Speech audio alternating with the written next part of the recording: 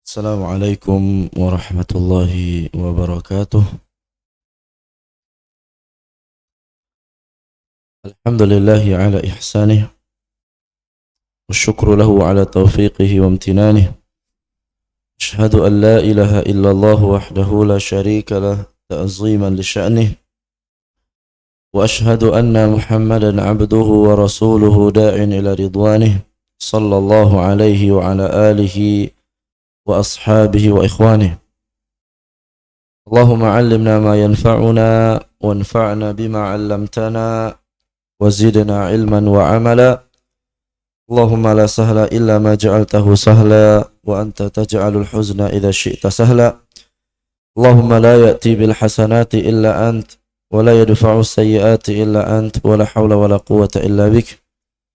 Allahumma arinal haqqa haqqa warzuqna ittiba'ah wa arinal batila batila warzuqna ijtinabah wa la taj'alhu multabisan alaina fanadil. Baik jamaah sekalian yang dirahmati oleh Allah Subhanahu wa taala, kembali kita lanjutkan pembahasan kita di dalam membahas kitab Tauhid karangan Syekh Muhammad bin Abdul Wahhab rahimahullahu taala, yang mana kita sudah sampai ke dalam pembahasan pada bab yang ke-26, itu qala al-musannif rahimahullah babu ma jaa fil kuhan wa nahwihim. Bab pembahasan tentang dukun-dukun dan yang semisal dengan mereka. Bab pembahasan tentang dukun-dukun dan yang semisal dengan mereka. Pembahasan ini jamaah sekalian yang dirahmati oleh Allah Subhanahu wa taala, pembahasan yang sangat penting, termasuk bab terpenting yang dibahas di dalam kitab Tauhid. Termasuk bab terpenting yang dibahas di dalam kitab Tauhid. Terlebih lagi di negara kita, yaitu negara Indonesia, banyak sekali terjadi praktek-praktek perdukunan. Banyak sekali orang-orang yang dia adalah merupakan dukun, baik dia mengatakan dirinya memang benar-benar dukun atau dia sebenarnya dukun akan tetapi menjelma dengan profesi-profesi lainnya seperti ustadz, kiai dan yang lain sebagainya, padahal hakikatnya dia dukun. Bahkan yang lebih parahnya di negara kita sampai ada paguyuban dukun-dukun, paguyuban paranormal, dalam kurung baca tidak normal. Bahkan sampai ada paguyubannya.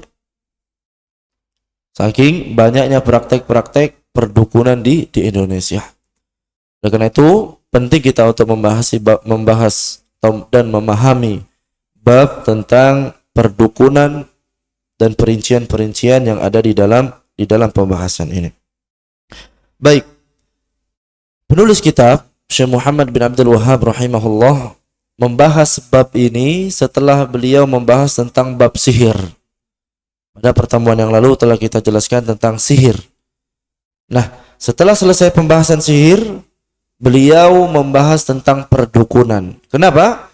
Karena perdukunan ini mirip dengan sihir. Bahkan banyak dari dukun-dukun itu menggunakan sihir di dalam praktek perdukunan mereka, praktek klinik mereka. Oleh karena itulah sangat erat kaitannya, hubungannya antara perdukunan dengan sihir. Karena alasan inilah penulis kitab membawakan bab perdukunan setelah bab sihir. Baik, kata penulis kitab di sini majaa fil kuhan, bab tentang pembahasan dukun-dukun. Maksudnya adalah minal wa'idis syadid, ancaman yang keras, wat tahdzir, dan juga peringatan, minal ityani ilaihim, agar tidak mendatangi mereka, wa su'alihim, terlebih lagi bertanya dengan mereka. Nanti akan kita jelaskan bagaimana hukum mendatangi mereka beserta dengan perincian-perinciannya. Wa nahwihim ay minal asnafil ukhra allati tadda'i ilmal ghaib, Itu yang semisal dukun maksudnya adalah jenis-jenis yang lain yang sama-sama mengaku mengetahui perkara gaib. Sama-sama mengaku mengetahui perkara gaib. Karena perdukunan itu intinya adalah mereka mengaku mengetahui ilmu gaib.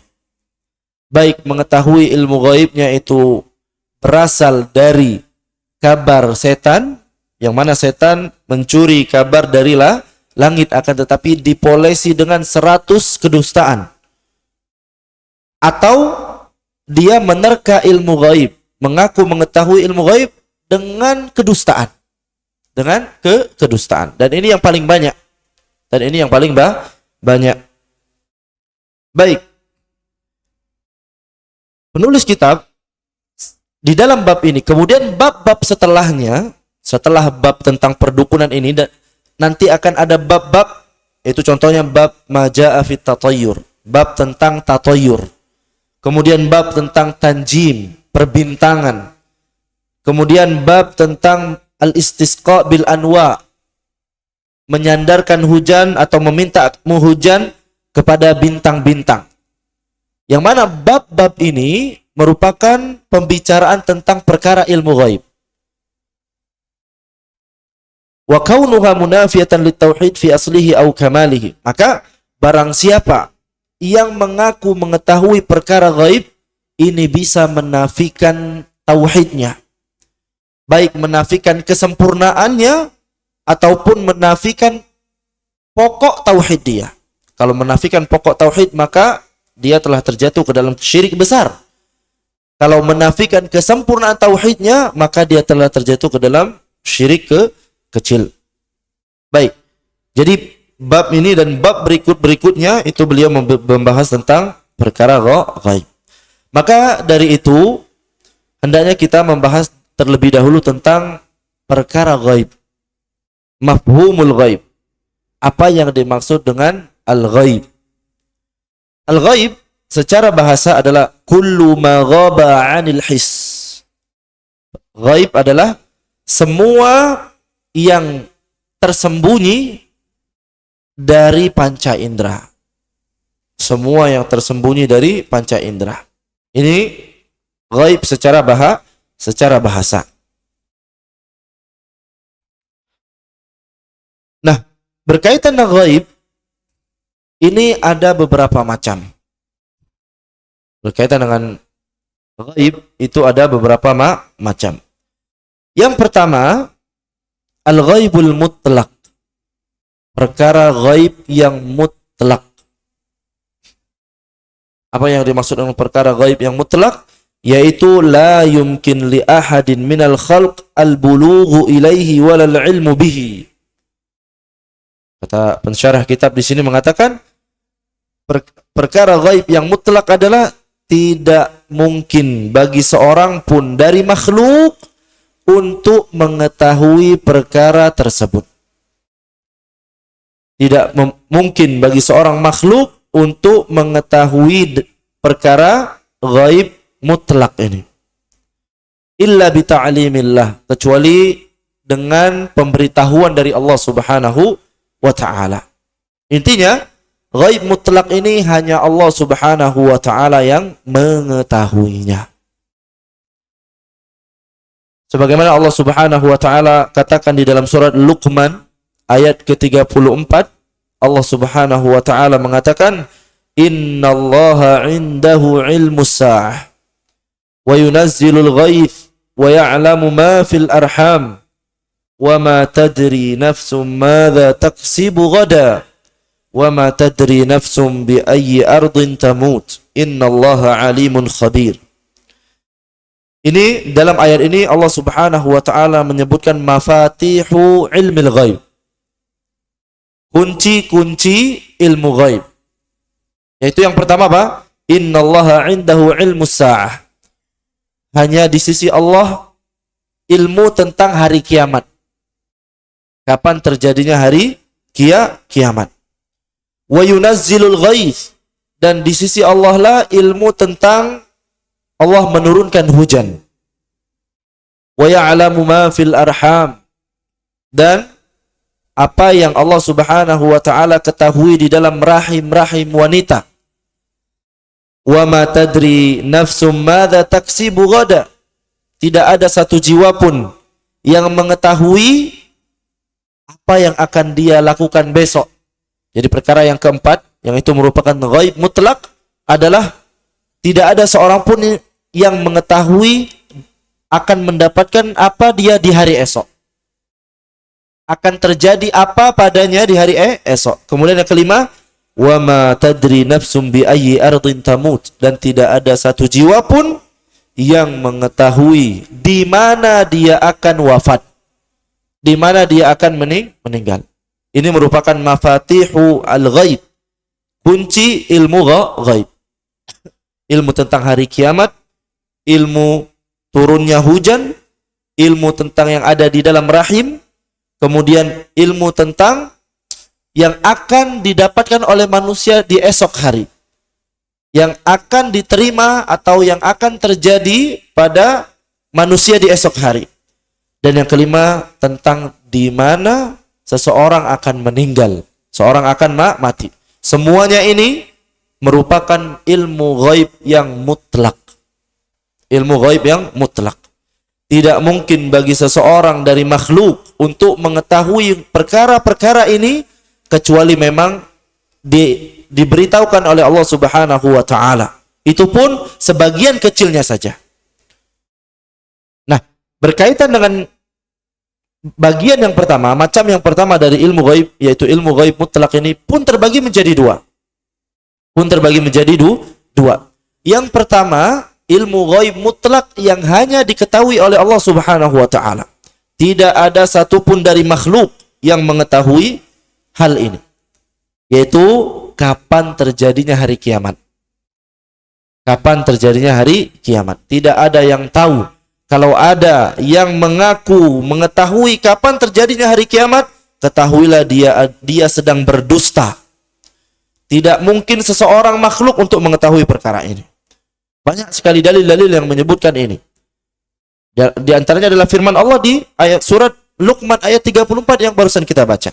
Kemudian juga di dalam hadis Jibril, ketika malaikat Jibril sedang menyamar jadi manusia, ingin mengajarkan para sahabat agama Islam, yang di antara yang ditanyakan malaikat Jibril adalah tentang mata sa'ah, mata taqumus sa'ah, kapan hari kiamat tegak. Apa kata Rasulullah? Mal mas'ulu anha bi'a'lama minas sa'il. Yang ditanya tidak lebih mengetahui dari yang bertanya. Intinya sama-sama tidak tahu. Nah, jadi sekali lagi, kalau ada yang mengklaim, mengaku mengetahui kapan terjadinya hari kiamat, dusta, bohong.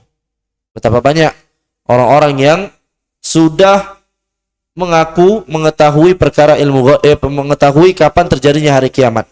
Dia memprediksi di tanggal sekian banyak.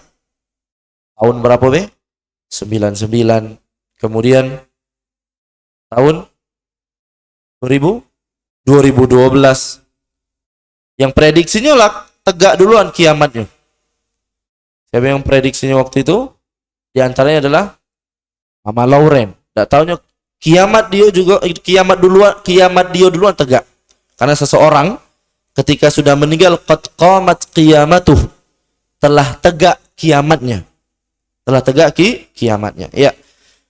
Ini yang pertama, yang hanya di ilmu ghaib mutlak yang hanya diketahui oleh Allah Subhanahu wa taala. Yang antaranya adalah tentang kapan terjadinya hari kiamat. Kemudian yang kedua, ilmu ghaib mutlak yang diberitahu oleh Allah Subhanahu wa taala ke sebagian makhluk. Diberitahu oleh Allah Subhanahu wa taala ke sebagian makhluk. Seperti turunnya hujan kepada malaikat. Seperti turunnya hujan, kapan turunnya hujan ini Allah beritahukan ilmunya kepada sebagian malaikat. Akan tetapi itu sebagian kecilnya saja. Begitu juga tentang yang ada di dalam rahim. Yang ada di dalam rahim. Sebagaimana yang kita ketahui di zaman sekarang, terlebih lagi ada yang namanya teknologi USG, yang bisa melihat apa yang ada di dalam janin. Akan tetapi perlu diketahui, alat ini, teknologi ini, itu hanya mengetahui sebagian kecil saja apa yang ada di dalam rahim. Cuman berkaitan dengan jenis kelamin. Kemudian melihat anggota-anggota tubuh yang sudah berkembang. Cuman sebagian kecil saja. Adapun berkaitan dengan umurnya berapa nanti ketika dia hidup. Kemudian rezekinya bagaimana? Apakah dia hidup dalam kebahagiaan atau kesengsaraan? Itu tidak bisa ditembus oleh alat yang namanya USG. Ini menunjukkan walaupun ilmu tentang apa yang ada di dalam rahim itu sebagian diketahui, akan tetapi sebagian itu hanya sebagian kecil saja. Sebagian besarnya itu hanya Allah Subhanahu wa Ta'ala yang tahu. Naam. Dan betapa banyak juga yang namanya hanya alat buatan manusia, itu masih juga sering tersalah. Sering bahwasanya tatkala seorang perempuan di USG, bahwasanya janinnya yang ada di dalam rahimnya itu bermasalah, yang itu kalau dipertahankan akan membahayakan keselamatan wanita tersebut. Kalau dilihat dari USG. Akan tetapi ketika dilihat sampai lahir, alhamdulillah, ternyata itu tidak membahayakan wanita tersebut. Naam. Walaupun memang ada hukumnya berkaitan dengan menggugurkan janin, apa hukumnya ketika memang akan memudaratkan ibunya? Ada perinciannya, ini dibahas oleh para ulama. Kalau seandainya belum ditiupkan ruh, maka tidak mengapa untuk digugurkan. Kalau memang ini akan membahayakan ibunya. Akan tetapi kata para ulama, kalau sudah ditiupkan ruh, maka tidak diperbolehkan. Tidak diperbolehkan walaupun memang secara kedokteran, secara prediksi kedokteran akan membahayakan ibunya. Akan membahayakan ibunya. Hal ini pernah ditanyakan kepada Syekh Al-Utsaimin rahimahullahu ta'ala. Seorang perempuan bertanya kepada Syekh, menurut ilmu kedokteran, dokter bilang bahwasanya janin yang ada di dalam perutnya kalau dibiarkan sampai lahir akan membahayakan ibunya. Bahkan yang paling parah akan membuat ibunya sampai meninggal. Kemudian Syekh menjawab perincian sebagaimana yang ana sebutkan barusan. Kalau memang belum ditiupkan ruh, maka tidak mengapa untuk digugurkan karena ada maslahat. Akan tapi kalau sudah ditiupkan ruh, maka kata Syekh tidak diperbolehkan. Tidak diperbolehkan. Maka perempuan ini percaya kepada Allah Subhanahu wa Ta'ala, husnuzon kepada Allah Subhanahu wa Ta'ala. Perempuan ini tetap membiarkan janinnya sampai lahir, alhamdulillah. Ketika lahir, Masya Allah, anaknya Masya Allah sempurna. Anaknya, kata perempuan tersebut, anaknya adalah anak yang paling cantik dari anak-anaknya. Dan ibunya selamat. Ibunya selamat. Ya. Jadi sekali lagi, walaupun ilmu tentang turunnya hari hujan, ilmu yang ada di dalam rahim itu diketahui, akan tetapi itu hanya sebagian kecil saja. Baik, adapun perkara yang akan terjadi besok, maka ini tidak ada yang mengetahuinya kecuali Allah Subhanahu wa Ta'ala. Bahkan ibunda kita Aisyah mengatakan, man za'ama annahu yukhbiru bima yakunu fi ghad, siapa yang mengaku dia bisa mengabarkan apa yang akan terjadi di hari esok, faqad a'zama 'ala Allahi firyah, maka dia telah berdusta dengan kedustaan yang besar atas nama Allah Subhanahu wa Ta'ala. Begitu juga tidak ada yang tahu kapan dia meninggal. Tidak ada satu orang pun yang mengetahui kapan dia meninggal. Kalau ada seseorang yang mengetahui kapan dia meninggal, maka dia pasti akan bertaubat terlebih dahulu. Tidak ada yang akan masuk ke dalam neraka kalau itu. Nah, ya ini ilmu ghaib yang pertama, itu ghaib mutlak. Kemudian yang kedua apa? Al-ghaibun nisbi. ilmu ghaib yang nisbi. Nisbi ini relatif. Tahu relatif? Tahu ya? Dari sebagian, menurut sebagian orang ini ghaib, menurut sebagian lainnya ini tidak ghaib. Ghaib nisbi ini ada yang ditinjau dari segi tempat dan juga ditinjau dari segi waktu. Misal tempat, dari segi tempat. Di tempat yang jauh dari kita, maka itu ghaib menurut kita. Di tempat yang jauh dari kita, itu ghaib menurut kita, akan tetapi tidak ghaib bagi orang-orang yang berada di tempat tersebut. Paham? Jadi ilmu ghaib ditinjau dari tempat. Begitu juga ilmu ghaib ditinjau dari yang nisbi, relatif, ditinjau dari waktu. Kejadian-kejadian tentang nabi-nabi sebelum Nabi Muhammad SAW, Nabi Nuh, Nabi Lut, itu semua ghaib menurut kita. Ghaib menurut kita. Akan tetapi bagi Nabi Nuh dan bagi nabi-nabi yang lain yang melihat kejadiannya langsung, itu tidak ghaib menurut mereka. Nah, ini ghaib yang nisbi. Menurut sebagian orang itu perkara ghaib, menurut sebagian yang lainnya itu bukan perkara ghaib. Ya. Maka setelah kita mengetahui macam-macam dari ilmu ghaib ini, yaitu yang pertama tadi ilmu ghaib yang mutlak, kemudian yang kedua ilmu ghaib yang nisbi, relatif, kita akan mengetahui tentang hukum orang yang mengklaim, hukum orang yang mengaku mengetahui perkara ghaib. Apa hukumnya? Maka hukumnya tergantung dengan pembagian ilmu ghaib tadi. Kalau seandainya ada seseorang yang mengaku mengetahui perkara ghaib, yang itu merupakan perkara apa? Ghaib yang mutlak, yang tidak diketahui kecuali oleh Allah Subhanahu wa taala, maka ini kufrun akbar. Kufur yang besar yang dapat mengeluarkan seseorang dari agama Islam. Sekali lagi anak ulang. Yang pertama, jika ada orang yang mengaku mengetahui perkara ilmu ghaib yang mutlak, maka dia telah terjatuh ke dalam kekufuran. Karena ilmu ghaib yang mutlak itu tidak ada yang mengetahuinya kecuali Allah Subhanahu wa taala. Kemudian yang kedua, mengetahui perkara ghaib yang nisbi tadi. Mengetahui perkara yang ghaib tadi yang nisbi. Maka hukumnya bermacam-macam.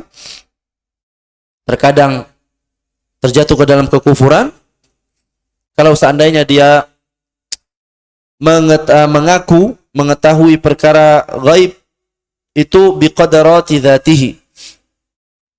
Dia mengaku mengetahui perkara ghaib atas kemampuan dia sendiri. Maka ini bisa juga kekufuran. Atau terjatuh ke dalam hal yang diharamkan tapi tidak tidak sampai ke kekufuran. Misalnya dia menerka-nerka ilmu ghaib dengan cara-cara kedustaan. Dengan cara-cara apa? Kedustaan atau tipu daya. Maka ini diharamkan. Dan yang ketiga, itu diperbolehkan. Mengaku mengetahui perkara ilmu ghaib diperbolehkan. Kapan? Kalau dia mengaku mengetahuinya dengan wasilah-wasilah, perantara-perantara ilmiah yang memang sudah terbukti secara ilmiah. Yang terbukti secara ilmiah. Jadi sekali lagi anak ulang, berkaitan dengan mengaku mengetahui ilmu ghaib yang nisbi, ini terbagi menjadi 3 hukumnya.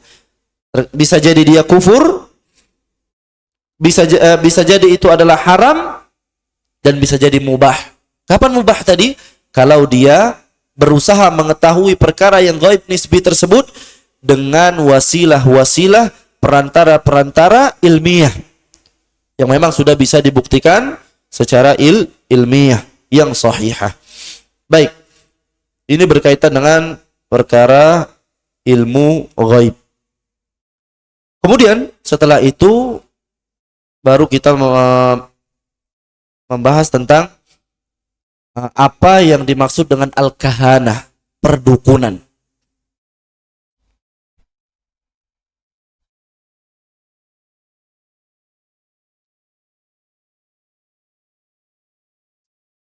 Perdukunan menurut istilah syar'i itu maksudnya adalah al-ikhbaru bil ghaibiyat wa asrariha bi turuqin khafiyyah la yumkin at-tahaqququ minha. Perdukunan di dalam istilah syar'i adalah mengabarkan perkara-perkara ghaib dan juga rahasia-rahasianya bi turuqin khafiyyah, dengan cara-cara tersembunyi, la yumkin at-tahaqququ minha, yang tidak dapat dibuktikan kebenarannya. Mengabarkan tentang perkara-perkara ghaib dan rahasia-rahasianya dengan cara-cara yang tersembunyi yang tidak dapat dibuktikan kebenarannya. Nah, hanya menerka-nerka saja. Hanya menerka-nerka saja. Maka dari definisi ini, perdukunan itu mencakup 3 hal. Dia pertama mengabarkan tentang perkara yang ghaib. Kemudian yang kedua, dia bersandar ke cara-cara yang tersembunyi. Kemudian yang ketiga, bahwasanya itu tidak dapat dibenarkan atau tidak dapat dibuktikan kebenarannya. Tidak dapat dibuktikan kebenarannya. Maka dari sini kita mengetahui sebagaimana yang dijelaskan oleh Syekh Muhammad bin Shalih Al-Utsaimin rahimahullahu taala, "Falaisa kullu iddi'a'in li'ilmi al-ghaib yu'addu kahanah." Yu'addu kahanah. Tidak semua mengetahui ilmu ghaib itu dianggap perdukunan. Tidak semua mengetahui perkara ghaib itu dianggap kahana. Faman idda'a ma'rifata ba'dil maghibat bina'an 'ala turuqil hissiyah. Siapa yang mengaku dia dapat mengetahui sebagian perkara-perkara yang ghaib dengan cara-cara yang memang bisa dirasakan oleh panca indera, dengan cara-cara yang memang sudah bisa dibuktikan secara ilmiah, maka ini bukan termasuk perdukunan. Di sini disebutkan contohnya seperti ahli sejarah. Ahli sejarah apa yang bisa mengetahui kejadian-kejadian dengan hanya melihat barang, apa itu namanya? Arkeologi. Dengan cara melihat barang-barang peninggalan, maka dia bisa mengetahui apa yang terjadi di zaman dahulu dengan melihat barang-barangnya, ya. Dengan melihat sejarah-sejarah dan yang lain sebagainya. Bukan melihat barang nerka-nerka benda, tapi dia memang memiliki pengetahuan tentang sejarah. Naam. Begitu juga seperti seseorang yang mempelajari ilmu falak dan perhitungan-perhitungannya. Maka ini dengan cara-cara yang memang dibenarkan secara ilmiah, sehingga dia bisa mengetahui sebagian ilmu-ilmu yang itu merupakan ilmu ghaib nisbi, maka ini tidak termasuk ke dalam ilmu perdukunan. Ya, jadi ilmu perdukunan itu mengabarkan tentang perkara yang ghaib, kemudian bersandar dengan cara yang tersembunyi. Cara yang tersembunyi yang tidak dapat dibenarkan, yang tidak dapat dibuktikan kebenarannya. Baik. Kemudian di sini penulis kitab, pensyarah kitab menyebutkan tentang beda antara al-kahin dan al-arraf. Sebenarnya kalau diterjemahkan ke Indonesia sama-sama dukun. Sama dukun. Akan tapi dalam bahasa Arab ini dibahas tentang al-kahinu sama al-arraf. Apakah ada beda antara al-kahin dan al-arraf? Maka ulama mengatakan yang tepat bahwasanya al-kahin dan al-arraf ini masuk ke dalam kaidah idza iftaraqa ijtama'a wa idza ijtama'a iftaraqa. Kalau dia berpisah maknanya sama, kalau tidak disebutkan berbarengan maka maknanya sama. Kahin ialah arraf, arraf ialah kahin. Akan tetapi kalau seandainya disebutkan secara berbarengan kahin dan arraf, maka maknanya berbeda. Maka maknanya berbeda. Kahin merupakan dukun, yaitu yang mengabarkan. Kahin, dukun adalah yang mengabarkan tentang perkara-perkara gaib yang akan datang. Perkara-perkara gaib yang akan datang. Ini kahin, dukun. Sedangkan al-arraf ini diterjemahkan ke bahasa kitanya orang pintar dalam tanda kutip.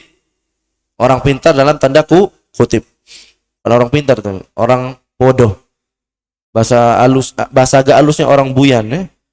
Arraf man yukhbiru 'anil maghibat mutlaqa. Kalau arraf itu yang mengabarkan tentang perkara gaib secara mutlak. Kalau kahin, dukun tadi yang mengabarkan perkara gaib yang akan datang, sedangkan arraf yang mengabarkan perkara gaib secara mutlak, baik yang lalu, yang sekarang atau yang akan datang. Ini kalau disebutkan secara berbarengan, al-arraf dan al-kahin. Tapi kalau disebutkan tidak berbarengan, cuma disebutkan al-kahin dan al-arraf saja, maka maknanya sama, tidak ada beda. Baik. Kemudian pembahasan berikutnya yaitu hukmul kahanati wal kuhan fil Islam. Hukum perdukunan dan menjadi dukun di dalam agama Islam. Apa hukumnya? Ulama sepakat bahwasanya perdukunan ini diharamkan di dalam agama Islam. Bahkan ini merupakan termasuk salah satu dosa besar. Termasuk salah satu dosa besar. Terlalu banyak sekali dalil yang menyebutkan akan keharamannya berkaitan dengan praktek perdukunan ini. Di antaranya firman Allah Subhanahu wa taala, "Wala taqfu ma laysa laka bihi ilm." Jangan engkau mengucapkan sesuatu yang engkau tidak memiliki ilmu padanya. Inna sam'a wal basara wal fuada kullu ulaika kana anhu mas'ula. Sesungguhnya pendengaran, penglihatan, hati, semuanya itu akan dimintai pertanggungjawaban di hari kiamat kelak. Wala syakka annal kahanata qa'imatun ala di'ai ilmil ghaib. Tidak diragukan lagi bahwasanya perdukunan itu dibangun di atas menerka-nerka perkara ilmu ghaib. Sedangkan Allah tadi melarang di dalam ayat apa? Jangan mengucapkan apa yang engkau tidak memiliki ilmunya. Nah, begitu juga dalil yang menunjukkan haramnya perdukunan ini. Rasulullah mengatakan, laisa minna man tatayyara aw tutayyara lah. Bukan bagian dari kami, bukan termasuk golongan kami siapa yang bertatayur atau meminta ditatayurkan, au takahhana au tukuhina lahu. Dan juga bukan bagian dari golongan kami siapa yang mendatangi dukun atau dia dimintai untuk didatangkan dukun. Ini dalilnya. Kata Rasulullah, laisa minna, bukan bagian dari golongan kami. Au sahara au suhira lahu. Bukan bagian dari kami juga yang melakukan sihir atau yang minta dilakukan sihir. Nah, maka hadis ini sangat jelas sekali bahwasanya Rasulullah berlepas diri dari orang-orang yang melakukan praktek perdukunan. Hal ini menunjukkan bahwasanya itu merupakan dosa besar. Dosa besar. Ini berkaitan dengan hukum perdukunan. Hukum perdukunan, yaitu sepakat ulama haram. Kemudian setelah itu ada pembahasan yang berkaitan, ya adalah apakah perdukunan kufur atau bukan. Kalau keharaman ulama sepakat. Akan tetapi berkaitan dengan kekufuran, ulama berbeda pendapat. Dan pendapat yang sahih, wallahu alam bisawab, bahwasanya perdukunan itu bertingkat-tingkat. Ada praktek perdukunan yang itu adalah kekufuran yang dapat mengeluarkan dari agama. Dan ada perdukunan yang tidak sampai ke derajat kekufuran. Tidak sampai ke derajat kekufuran. Kapan perdukunan itu menjadi kufur akbar? Kalau pada dua kondisi. Kondisi yang pertama, ayyakuna fiha nisbatu syai'in min khasa'isillahi ilal makhluk. Di dalam ilmu perdukunan tersebut terdapat penisbahan sesuatu kepada makhluk, yang mana sesuatu tersebut merupakan kekhususan bagi Allah Subhanahu wa taala. Menisbahkan sesuatu kepada makhluk yang mana sesuatu tersebut itu merupakan kekhususan bagi Allah Subhanahu wa taala. Kalau seperti ini praktek perdukunannya, maka ini adalah kufur akbar. Seperti mengaku mengetahui perkara gaib yang mutlak tadi. Mengetahui perkara yang gaib mutlak tadi. Maka ini adalah kekufuran.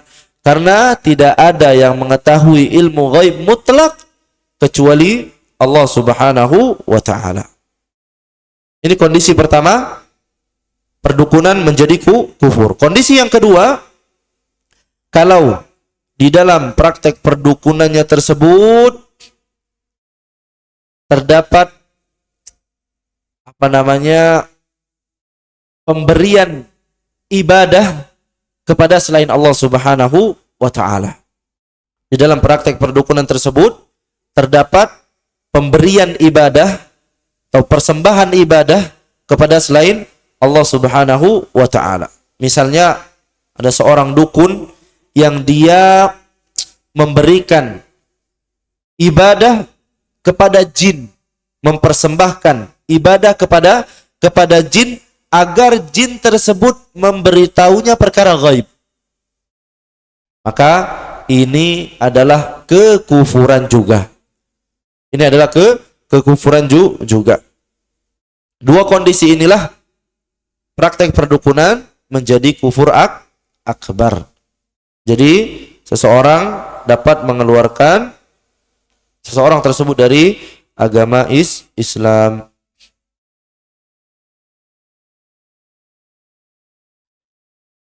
Selain dari dua kondisi ini, seperti seorang dukun yang mengaku mengetahui perkara gaib yang nisbi dengan cara-cara yang tersembunyi, atau dengan cara-cara yang di dalamnya ada kedustaan dan tipu daya, maka ini tidak sampai ke derajat kekufuran, akan tetapi ini merupakan dosa besar, akan tetapi dosanya sangat besar. Sehingga tidak semua dukun itu kafir, tidak semua dukun kafir keluar dari agama Islam, akan tetapi hukumnya tergantung praktek perdukunan yang dia lakukan. Kalau praktek perdukunan yang dia lakukan mengandung kekufuran, maka dukun tersebut kafir. Kalau tidak, maka dia tidak kafir. Seperti tadi disebutkan, di dalam praktek perdukunan itu penuh dengan kedustaan dan juga kebohongan dan tipu daya. Dan ini yang paling banyak terjadi. Yang paling banyak terjadi ngolai. Cuma nak ngambil duit nyobai. Nah, ngaku bisa bikin kayu uang. Cuman rumahnya masih kayu.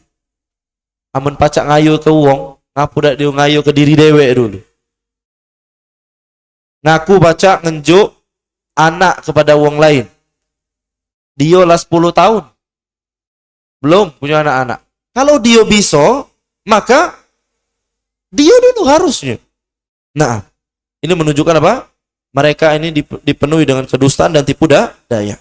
Tetapi kalau mereka menyertainya dengan jin dan mempersembahkan sebagian ibadah kepada jin, ini adalah kekufuran. Azan, fadhil azan dulu.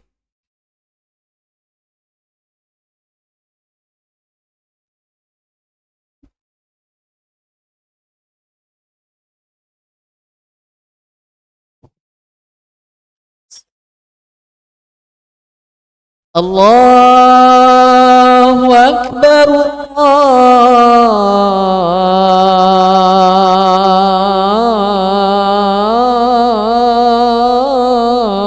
Allahu Akbar,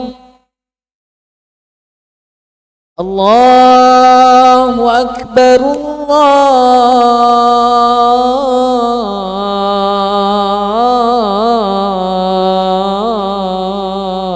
Allahu Akbar. Asyhadu an la ilaha illallah.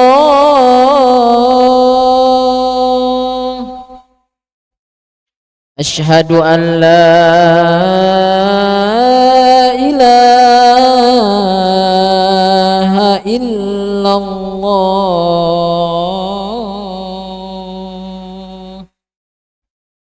Asyhadu anna Muhammadar Rasulullah.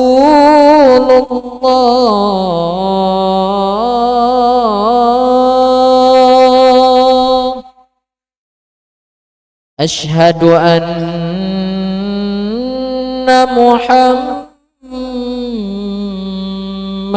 Rasulullah.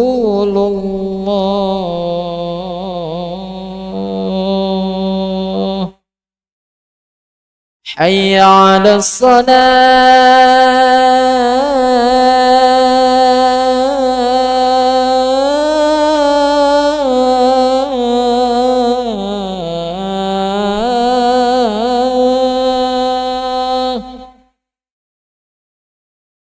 Hayya 'alas salah.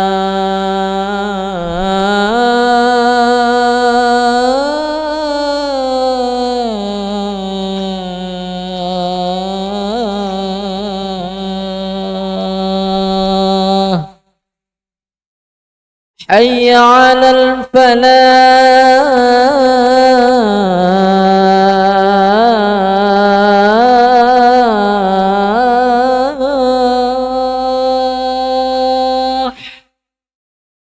Hayya 'alal falah.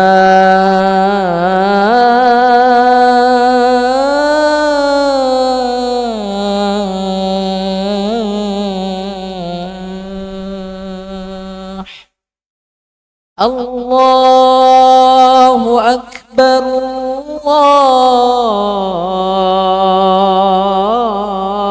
Allahu Akbar. La ilaha illallah.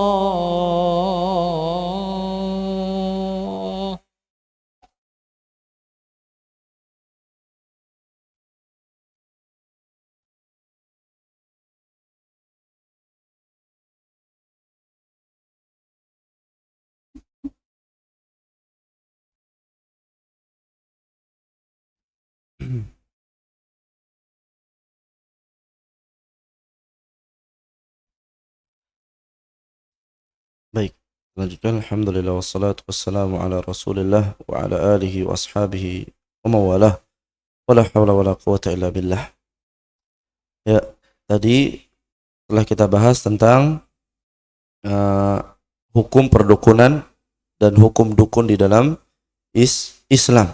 Begitu juga kita telah sebutkan apakah perdukunan itu kufur akbar atau bukan. Ya, pembahasan berikutnya berkaitan dengan perdukunan ini, uqubatul kahin. hukuman yang diterima oleh seorang dukun. Hukuman yang diterima oleh seorang dukun.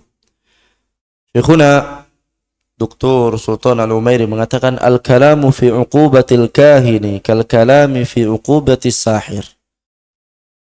Pembicaraan tentang hukuman yang diterima oleh seorang dukun ini sama seperti pembicaraan atau pembahasan tentang hukuman yang diterima oleh penyihir.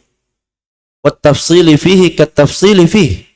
Perincian-perincian yang perincian-perincian berkaitan dengan hukuman dukun itu sama seperti perincian-perincian yang diterima oleh seorang penyihir.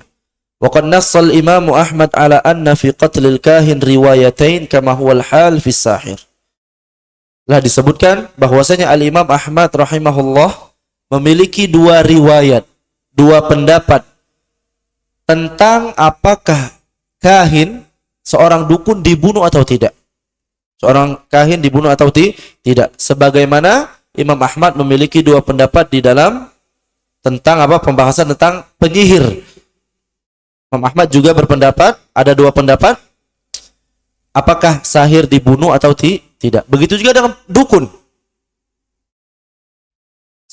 Di sebagian riwayat beliau mengatakan dibunuh, di sebagian riwayat beliau tidak mengatakan dibunuh.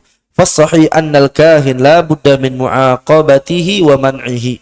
Dan pendapat yang tepat, dukun itu harus dihukum dan harus dicegah.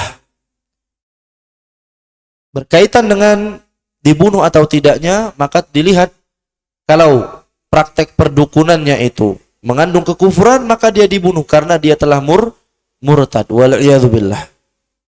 Karena hukuman bagi orang yang murtad itu dibunuh. Kalau seandainya perdukunannya itu tidak mengandung kekufuran, maka dia tidak dibunuh, akan tetapi dia dihukum. Dia dihukum agar dia menjadi jerah sehingga tidak lagi melakukan praktek-praktek perdukunan ini. Ya. Kemudian pembahasan berikutnya, dan ini merupakan pembahasan yang sangat penting, hukmu su'alil kuhan. Hukum bertanya kepada dukun. Hukum bertanya kepada dukun. Ja'at nususun adidatun fin nahyi 'anil ityani ilal kuhan wa su'alihim. Nas-nas, dalil-dalil itu sangat banyak yang menyebutkan dilarangnya mendatangi dukun dan juga bertanya kepada mereka. Wa'addaha katsirun minal ulama min kaba'iriz dzunub. Kebanyakan ulama menganggap bahwasanya mendatangi dukun beserta bertanya kepada dukun ini merupakan dosa besar. Pembahasan yang kita bahas tadi tentang dukunnya. Sekarang bagi orang yang mendatangi dukun. Walakinnan nusus allati ja'at fi dzalika an-nahy wa tahdhir kanat mukhtalifatan fi bayanil 'uqubah. Akan tetapi dalil-dalil yang datang tentang larangan dan peringatan mendatangi dukun ini, riwayat-riwayatnya atau dalil-dalilnya berbeda-beda. Berbeda-beda di dalam menjelaskan hukuman bagi orang yang mendatangi dukun. Fa fi ba'dihha anna sa'il la tuqbalu lahu salatun 40 yauma. Di dalam sebagian dalil-dalil dijelaskan di dalamnya bahwasanya orang yang bertanya kepada dukun salatnya tidak diterima sampai 40 hari. Wa fi ba'dihha al-hukmu 'alaihi bi annahu kufrun bima unzila 'ala an-nabi atau an-nabi bari'un minhu. Dan di sebagian dalil yang lainnya menyebutkan bahwasanya orang yang mendatangi dukun dan bertanya kepada dukun, dia telah kufur kepada apa yang telah diturunkan kepada Nabi Muhammad SAW, itu Al-Quran. Dan di sebagian dalil yang lainnya menyebutkan bahwasanya yang mendatangi dukun dan bertanya kepada mereka, Nabi SAW berlepas diri dari dia. Jadi intinya dalil-dalil yang menyebutkan hukuman tentang orang yang mendatangi dukun itu berbeda-beda. Sehingga dari sini kita dapat menyimpulkan bahwasanya mendatangi dukun itu ada beberapa kondisi. Mendatangi dukun itu ada beberapa kondisi. Yang pertama, an ya'tiya ilaihi ityanan mujarradan minas su'al. Imma li ajlil fudul awil farjati aw ghairiha. Dia mendatanginya cuman mau melihatnya saja. Tidak disertai dengan bertanya. Baik cuman gara-gara dak katik gawe datang ke dukun, atau gara-gara melihat pertunjukan mereka. Lihat pertunjukan mereka. Maka wa hadzal shani' muharram. Perbuatan ini diharamkan. Dalilnya itu hadis Muawiyah ibn al-Hakam radhiyallahu taala anhu annahu qala lin nabi, bahwasanya Muawiyah berkata kepada Nabi, inna minna rijalan ya'tunal kuhan. Ya Rasulullah, di antara kami ada beberapa orang yang mendatangi dukun. Maka Nabi mengatakan, fala ta'tul kuhan. Maka janganlah kalian mendatangi dukun-dukun. Nabi di sini melarang. Dan ketika Nabi melarang, hukum asalnya adalah haram. Haram. Wa fi hukmil ityan musyahadatuhum abrat tilfaz. Masuk ke dalam hukum mendatangi mereka, nyingok di TV, nyingok di YouTube, nyingok di Facebook, IG dan yang lain sebagainya. Ini termasuk perbuatan yang diharamkan. Sengaja menonton. Menonton. Fa inna dzalika la yakhtalif 'anil ityan al-haqiqi fil athar wa ta'arrud lil fitnah wa fi da'mi ahli al-batil wal istihana bil munkar. Karena hukumnya sama saja. Antara mendatangi langsung atau mendatangi di zaman sekarang lihat TV atau YouTube dan yang lain sebagainya. Itu sama hukumnya. Sama hukumnya dan sama efeknya. Efeknya. Wa fi hukmil ityani ilaihim al-qira'atu lahum fil kutubi wal majallat. Pun masuk ke dalam hukum mendatangi mereka yang itu diharamkan, membaca buku-buku tentang perdukunan atau membaca majalah-majalah yang isinya di dalamnya ada perdukunan. Maka ini diharamkan. Ini kondisi yang pertama. Mendatangi dukun, tidak bertanya, akan tetapi cuman fudul tadi. Fudul ini artinya apa? Sia-sia, perbuatan yang tidak ada kepentingan atau menonton pertunjukan mereka. Ini haram. Kemudian kondisi yang kedua, an yas'alal kahina imtihanan wa ikhtibaran lahu. Kondisi yang kedua, dia mendatangi dukun dan bertanya kepada dukun dalam rangka menguji dukun dan mengingkari dukun. Maka perbuatan ini diperbolehkan. Mendatangi dalam rangka mengingkari, dalam rangka ngetes mereka. Hal ini diperbolehkan. Bahkan mungkin dalam sebagian kondisi ini disyariatkan, bahkan diwajibkan.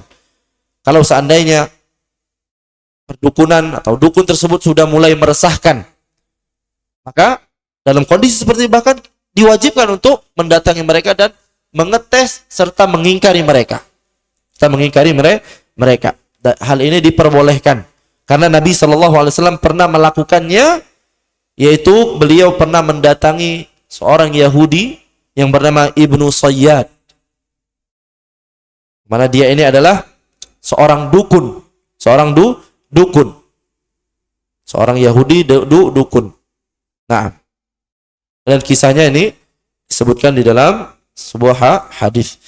Kemudian kondisi yang ketiga, ayyas'alahu fudulan aw isti'nasan aw ghairi dzalik fa hadza fi'lun muharramun bal kabiratun min kaba'iriz dzunub.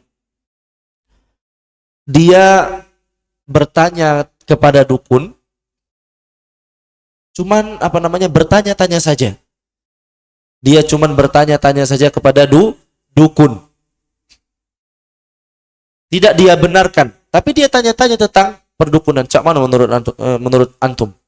Menurut kau ini? tapi dia tidak membenarkan, maka ini diharamkan. Apa beda yang pertama dengan yang ketiga ini? Kalau yang pertama tadi mendatangi, tidak bertanya. Kalau yang ketiga bertanya. Fudulan ini tidak ada tujuan, tidak ada faidah, tidak ada manfaat. Cuman tanya saja. Maka hal ini diharamkan. Sebagaimana hadis yang disebutkan tadi, Nabi mengatakan fala ta'tul kuhan, janganlah engkau mendatangi dukun. Ini kondisi yang ketiga, dia cuma bertanya saja tanpa membenarkan. Naam. Di sebagian kitab disebutkan bahwasanya ketika seseorang mendatangi dukun dan bertanya kepada dukun berkaitan dengan perkara perdukunan, itu dia tidak membenarkan, salatnya tidak diterima selama 40 hari. Di sebagian kitab para ulama menyebutkan seperti itu. Kemudian kondisi yang keempat, an yas'alal kahina wa yusaddiqahu bima yaqul. Kondisi yang keempat, dia bertanya kepada dukun dan membenarkan ucapan si dukun. Membenarkan, mendatangi dukun dan bertanya kepada dukun serta membenarkan ucapan si dukun. Apa hukumnya? Hukumnya ulama berbeda pendapat. Pendapat pertama mengatakan kondisi ini kufrun asghar la yukhriju minal millah. Ini adalah kufur asghar, kufur kecil yang tidak sampai mengeluarkan seseorang dari agama Islam. Ini pendapat pertama. Ini salah satu riwayat dari Imam Ahmad dan wa qarrarahu Tirmidzi, dan ini yang ditetapkan oleh Al-Imam Tirmidzi wa Abu Ubaid Al-Qasim Ibn Salam wa Ibnu Battah wa Ibnu Al-Qayyim wa Ibnu Muflih wal Mardawi katsirun minal Hanabilah. Ini ulama-ulama yang berpendapat dengan pendapat yang pertama. Apa pendapat pertama? Bagi orang yang mendatangi dukun dan bertanya serta membenarkan apa yang diucapkan dukun, kufur asghar, tidak sampai mengeluarkan dari agama. Pendapat yang kedua, anna dzalika kufrun akbar mukhrijun minal millah. Pendapat yang kedua bahwasanya orang yang mendatangi dukun dan bertanya serta membenarkan telah terjatuh ke dalam kufur besar yang mengeluarkan dari agama. Pendapat ini dipilih sebagian ulama dan dipilih oleh banyak dari pensyarah kitab tauhid. Banyak yang memilih kufur akbar dari pensyarah kitab tauhid ini. Kemudian pendapat yang ketiga, annal hukma yakhtalifu bihasabi i'tiqadi sa'il fil kahin. Pendapat yang ketiga, hukumnya berbeda sesuai dengan keyakinan penanya kepada dukun. Yaqulul Munawi, musaddiqul kahin ini i'taqada annahu ya'lamul ghaib kafar. Orang yang membenarkan dukun, kata Al-Imam Munawi, kalau dia meyakini bahwasanya dukun itu mengetahui perkara yang ghaib, maka dia kufur. Wa in i'taqada annal jin tulqi ilaihi ma sami'athu minal malaika wa annahu bi ilham fasaddaqahu min hadhil jiha la yakfur. Akan tetapi kalau dia meyakini bahwasanya jin yang memberi kabar kepada dia, yang jin menyurinya dari mana? Dari langit. Kemudian dia benarkan, maka ini tidak kufur. Di pendapat yang ketiga ini dirinci. Kalau dirinci sesuai dengan keyakinan apa? Penanya kepada dukun. Was-sahih ayyuqal, pendapat yang tepat wallahu alam, inna tasdiqal kahin yakhtalifu hukmuhu bi ikhtilafi tabi'ati takahhunil waqi'i minhu. Membenarkan kahin, hukumnya berbeda-beda sesuai dengan macam perdukunannya, sesuai dengan jenis perdukunannya. Fa in kana ma sadara minal kahin dakhilan fil kahanatil kufriyah syirkiyah fatasdiquhu kufrun akbar. Kalau seandainya jenis perdukunan yang dia benarkan adalah jenis perdukunan yang mengandung kekufuran, maka membenarkannya juga kufur. Lianna tasdiqal kufri kufrun, karena membenarkan kekufuran itu juga kekufuran. Membenarkan kekufuran adalah kekufuran. Wa in kana ma sadara minhu dakhilan fil kahanatil muharrama allati la tasilu lil kufril akbar fatasdiquhu laisa kufran. Akan tetapi kalau praktek perdukunan yang dia benarkan tersebut tidak termasuk ke dalam jenis perdukunan yang kufur, maka membenarkannya tidak kafir. Membenarkannya tidak kafir. Lianna tasdiqal kadzib laisa kufran, membenarkan pendusta ini tidak termasuk kekufuran. Jadi pendapat yang tepat, ana ulangi, wallahu alam, berkaitan dengan membenarkan apa yang diucapkan oleh dukun itu dirinci. Kalau praktek perdukunannya itu jenisnya perdukunan kekufuran, maka membenarkannya kafir juga. Tapi kalau jenis praktek perdukunan itu bukan kekufuran, maka membenarkannya itu tidak sampai ke derajat kufur. Tetapi tetap hukumannya apa? Tidak diterima salatnya sampai 40 hari. Baik, kita baca dalil-dalil yang disebutkan oleh Syekh Muhammad bin Abdul Wahhab secara ringkas saja. Yaitu beliau menyebutkan 4 hadis dan menyebutkan beberapa nukilan dari para ulama. Hadis yang pertama yang diriwayatkan oleh Imam Muslim di dalam sahihnya dari sebagian istri-istri Nabi SAW. Di dalam riwayat lain maksudnya adalah Hafsah bintu Umar.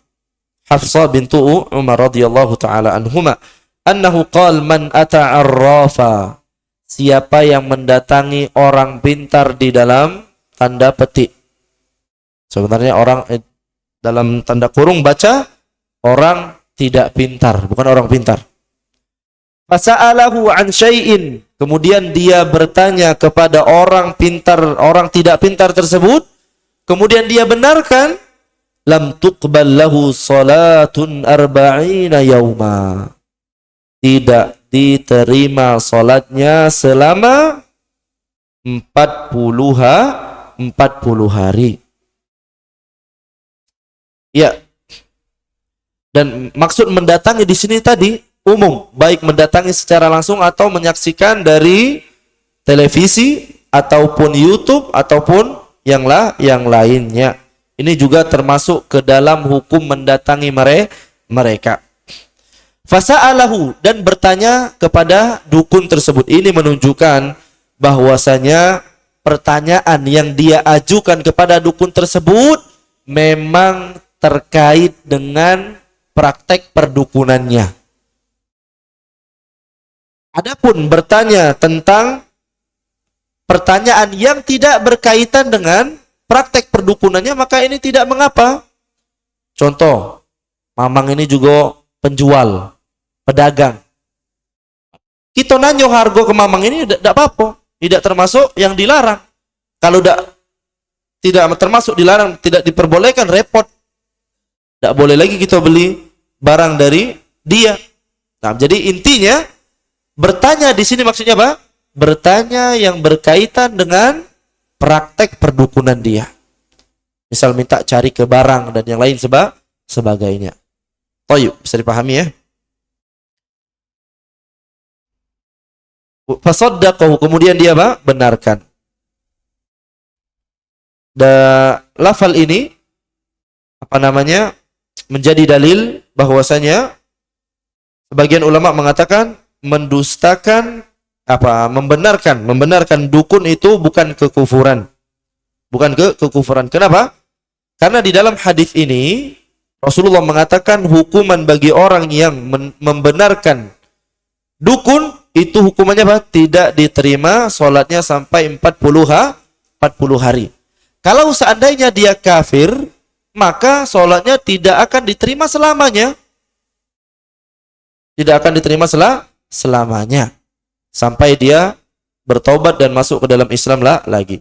Jadi hadis ini dijadikan dalil bagi sebagian ulama yang mengatakan membenarkan dukun itu tidak sampai ke derajat kufur. Tapi pendapat yang tepat yang kita rinci tadi ya. Kita rinci tadi. Tidak diterima sholatnya selama 40 hari. Di sini maksudnya adalah yang dinafikan itu tidak diterima. Bukan yang dinafikan itu keabsahannya. Maksudnya ketika dia sholat, maka sholatnya tetap sah. Sehingga kita tidak mengatakan kepada dia untuk mengulangi sholat yang telah dia lakukan. Dan juga dia tetap wajib melakukan sholat. Dia tetap melakukan wajib sholat. Dia tetap melakukan apa? Tetap wajib melakukan sholat. Kemudian sholatnya tetap sah, tapi sholatnya tidak diterima. Ini hukuman bagi dia karena dia telah membenarkan dukun.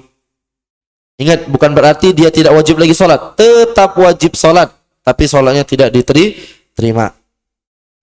Kemudian ulama juga menyebutkan apakah yang tidak diterima ini khusus sholat saja atau seluruh amalannya selama 40 hari tersebut. Kalau kita melihat zahir hadis, yaitu yang tidak diterima selama 40 hari hanya sholat saja. Dan perlu diketahui juga, ini penting sekali, wahadal hukmu fil madhkur fil hadis mahmulun ala adamit taubah. Hukuman yang diterima bagi orang yang membenarkan dukun, yaitu tidak diterimanya sholat selama 40 hari bagi orang yang tidak bertaubat setelah membenarkan dukun tersebut. Adapun kalau dia bertaubat dari membenarkan dukun tersebut sebelum selesai, sebelum mencapai 40 hari, maka taubatnya ini menghapuskan dosanya. Sehingga walaupun belum genap 40 hari, kemudian dia bertaubat, sholatnya diterima. Yang sampai 40 hari ini bagi orang yang tidak bertaubat sama sekali. Kalau dia bertaubat, setelah dia taubat, setelah itu sholatnya akan diterima. Bisa dipahami? Naam. Kemudian dalil yang kedua sama saja, man ataka hinan fasaddaqahu bima yaqul faqad kafara bima unzila ala Muhammad. Dari Nabi SAW, siapa yang mendatangi dukun, kemudian dia membenarkan apa yang diucapkan dukun, maka dia telah kufur kepada apa yang telah diturunkan kepada Nabi Muhammad SAW. Dalil ini, hadis ini digunakan oleh sebagian ulama yang mengatakan orang yang membenarkan dukun itu semuanya kafir. Semuanya kafir. Tapi dari kedua hadis ini, maka kita bisa simpulkan sebagaimana yang telah kita sebutkan tadi. Membenarkan dukun itu bisa jadi kafir, membenarkan dukun itu bisa jadi tidak sampai ke derajat kafir. Menggabungkan antara dua hadis. Menggabungkan antara dua hadis yang telah kita sebutkan. Hadis yang ketiga sama saja, man ata arrafan au kahinan, siapa yang mendatangi orang pintar dalam tanda petik atau dukun, fasaddaqahu bima yaqul, kemudian dia membenarkan apa yang dia ucapkan, faqad kafara bima unzila ala Muhammad, dia telah kufur terhadap apa yang telah diturunkan kepada Nabi Muhammad sallallahu alaihi wasallam. Kemudian dalil yang keempat, wa an Imran ibn Husain marfu'an, laisa minna man tatayyara aw tutayyira lah, bukan dari golongan kami, kata Rasulullah, siapa yang melakukan tatayyur atau meminta ditatayyurkan.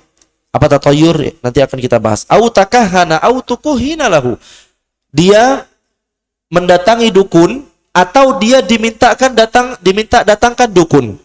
Au sahara au suhira lahu, bukan dari golongan kami yang melakukan sihir atau yang minta disihirkan. Wa man atakahinan fasaddaqahu bima yaqul, siapa yang mendatangi dukun kemudian dia membenarkan apa yang dia ucapkan, faqad kafara bima unzila ala Muhammad, maka dia telah kufur kepada apa yang telah diturunkan Nabi Muhammad SAW. Di dalam hadis ini terdapat ancaman yang keras dari Nabi SAW, yang mana beliau mengatakan laisa minna, bukan dari golongan kami.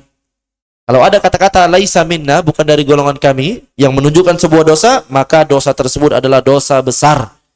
Dosa tersebut adalah dosa yang sangat besar di sisi Allah Subhanahu wa taala.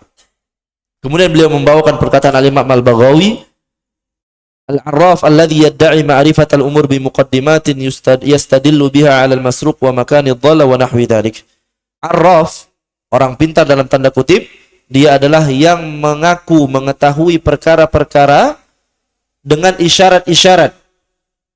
Dengan isyarat-isyarat yang dia jadikan isyarat-isyarat tersebut sebagai dalil, seolah-olah dia mengetahui barang yang telah dicuri atau di mana barang tersebut hilang.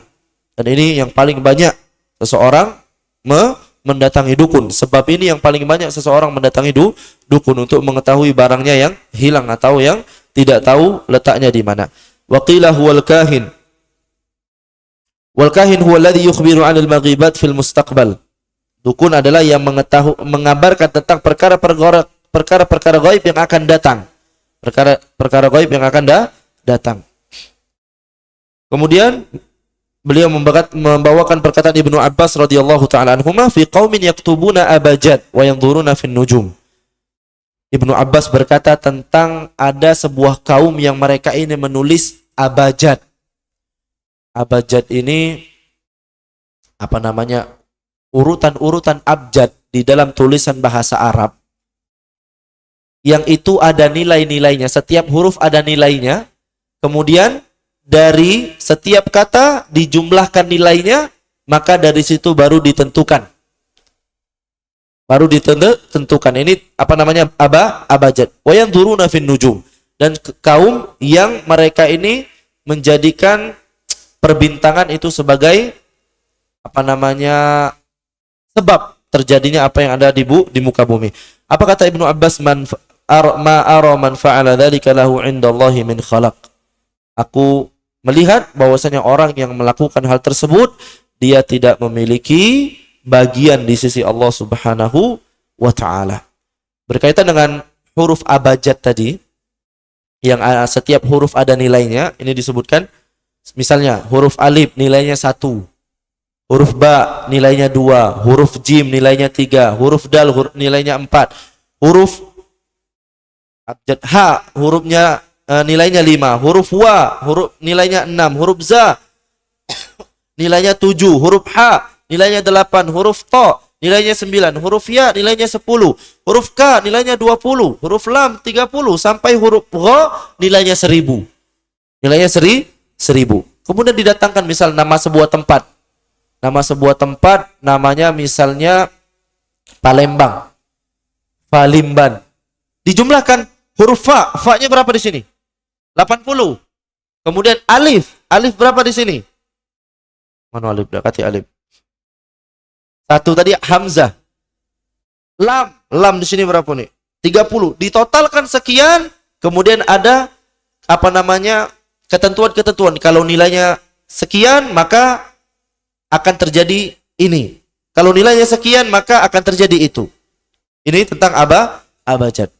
Akan tetapi, ulama juga menggunakan nilai-nilai yang ada pada abajad ini dalam menentukan penanggalan.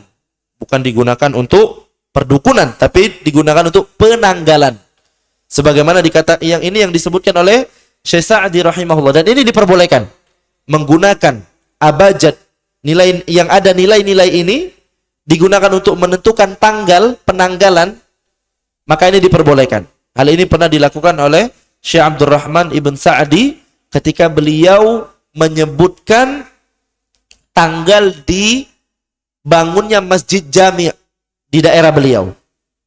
Tanggal dibangunnya Masjid Jami' di daerah beliau, yaitu beliau mengatakan intinya ighfir lana. Ighfir lana.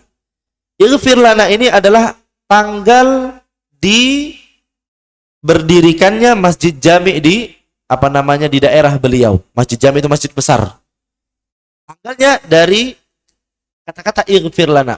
Bagaimana ighfir lana?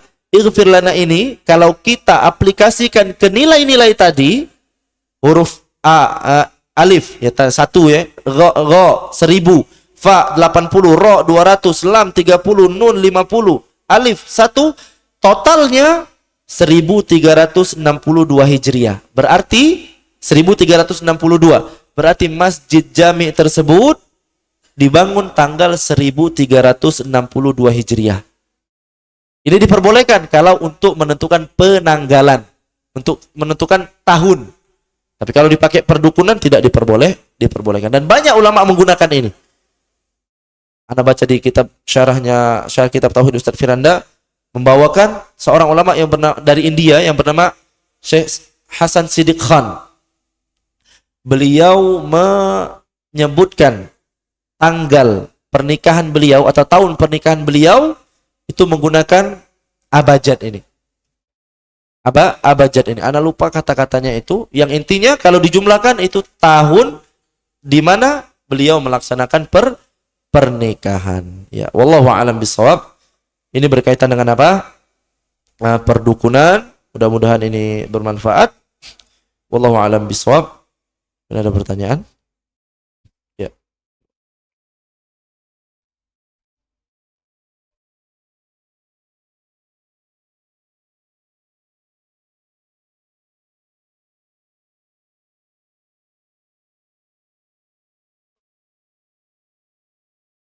Putih, Pak.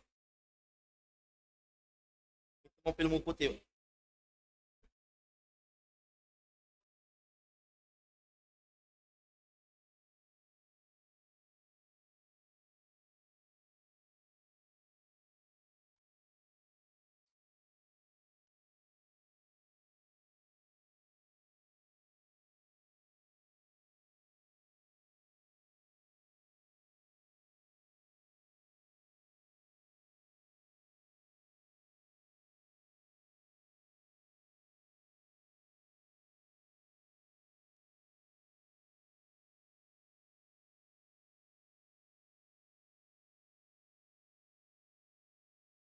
Baik. Berkaitan dengan perkara-perkara seperti ini, amalan-amalan yang kalau amalan tersebut dilakukan maka akan terjadi seperti ini dan seperti itu, ini harus dibutuhkan dalil. Harus dibutuhkan dalil. Tidak bisa muat-muat dewe. Apalagi berkaitan dengan hasilnya bakal tidak merepotkan orang banyak ketika dia meninggal. Ini menerka-nerka perkara yang gaib. Intinya perkara-perkara yang seperti ini, amalan-amalan seperti ini, kalau mengamalkan seperti ini akan terjadi seperti ini, amalan seperti ini terjadi seperti ini, dibutuhkan dalil. Kalau tidak ada dalil maka tidak boleh kita amalkan. Maka kita tidak boleh kita amalkan. Di antara yang ada dalilnya yaitu sebagaimana yang sebuah zikir yang kita dianjurkan oleh Rasulullah SAW untuk kita baca di petang, sore hari, apa? A'udzu bikalimatillahi tammah min syarri ma khalaq. Yang mana kata Rasulullah, kalau seandainya seorang membaca zikir ini, doa ini, dia akan dilindungi dari bahaya pada hari tersebut. Maka ini ada dalilnya, sehingga kita boleh untuk mengamalkannya. Kalau tidak ada dalil, maka kita tidak diperbolehkan untuk mengamalkan amalan-amalan seperti ini. Nah, wallahu a'lam. Sebenarnya bisa terjawab, ya? Ya, sama-sama. Ya. Assalamualaikum warahmatullahi wabarakatuh.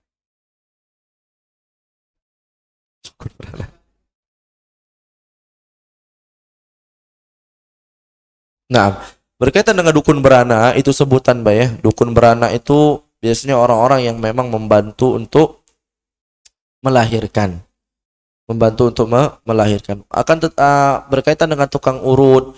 Wallahu a'lam, kalau seandainya dia membaca-baca bacaan-bacaan yang tidak jelas, selagi dia tidak meminta kita untuk melakukan perkara-perkara yang mengandung kesyirikan, maka terserah dia nak baca apa. Dia mau baca apa. Wallahu a'lam bishawab. Nah, selagi kita tidak tahu apa yang dia baca. Kalau seandainya kita mengetahui yang dia baca adalah mengandung kesyirikan, maka tidak diperbolehkan.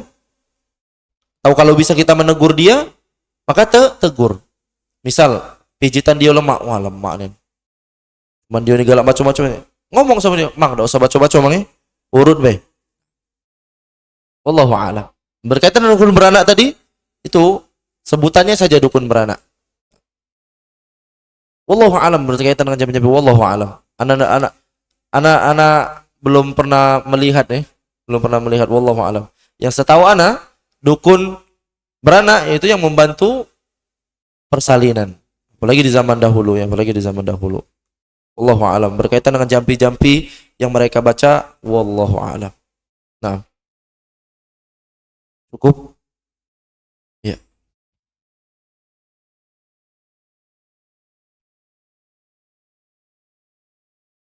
Perkara gaib.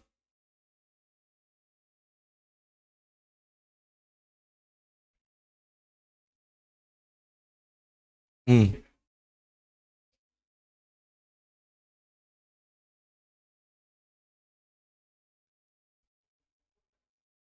Perkara gaib kayak mana? Contohnya di hutan misalnya.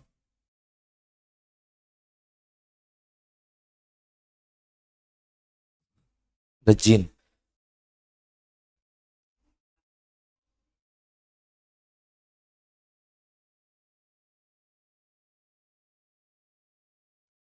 Enggak. Kalau ini enggak termasuk kekufuran.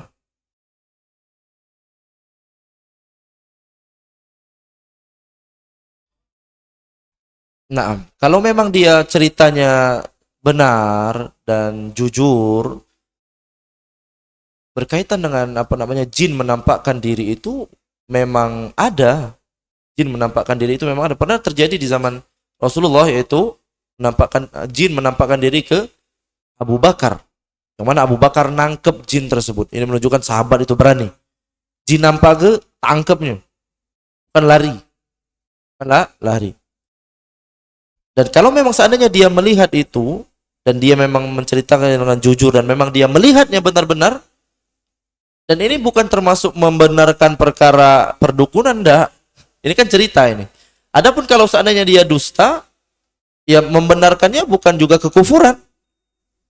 Nah, berarti ya baliknya ke dia. Dia dusta atau enggak. Nah, dan tapi perlu diketahui, jangan sampai kita gara-gara kita ngaji menafikan ini jin. Menafikan jin. Nah, sebagian orang mengatakan tidak percaya lagi perkara-perkara itu. Padahal jin itu memang sebenarnya ada. Jin itu memang ada. Berkaitan dengan mereka menampakkan diri dan memang itu ada. Karena kalau menafikan jin, ini bahaya konsekuensinya. Menafikan suatu perkara yang gaib yang itu sudah jelas disebutkan di dalam dalil syariat kita. Wallahu a'lam. Ya. Cukup kayaknya sudah jam 8. Terakhir.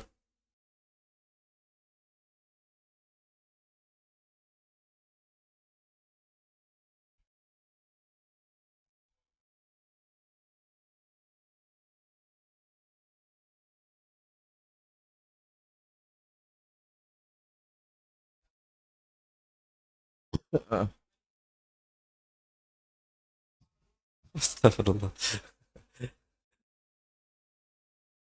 Wallahu a'lam. Wallahu a'lam. Naam.